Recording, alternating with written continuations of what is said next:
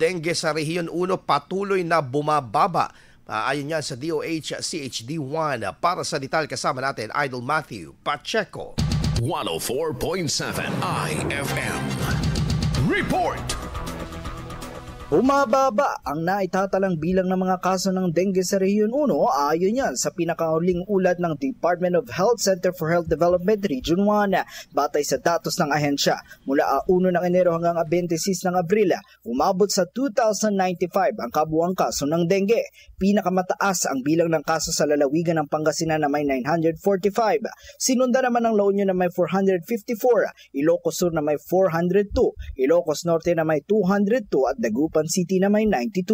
Malaking pagbaba ito kung ihahambing sa kaparehong panahon nung nakaraang taon na mayroong 793 lamang na kaso.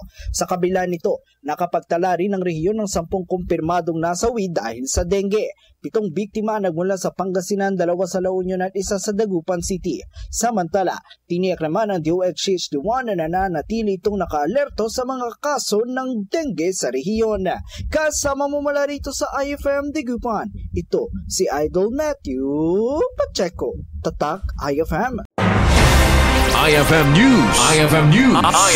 IFM News.